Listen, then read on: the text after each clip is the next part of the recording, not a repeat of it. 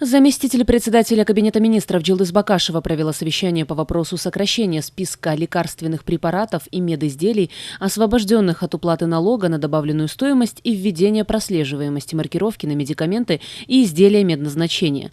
Также зампред Кабмина подчеркнула важность ускорения разработки и поэтапного внедрения в стране системы прослеживаемости лекарств от производителя до конечного потребителя с использованием маркировки.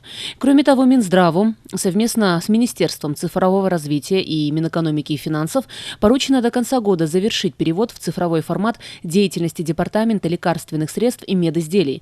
Система состоит из 3 этапов. В рамках первой ступени разработана единая система нормативно-справочной информации по лекарствам и медизделиям, а также интегрирована с официальным веб-порталом электронных госзакупок. Второй этап предусматривает цифровую трансформацию всех процессов и процедур в деятельности Департамента лекарственных средств и медизделий, а третий – мониторинг движения лекарств с использованием маркировки и идентификацию упаковок лекарственных средств.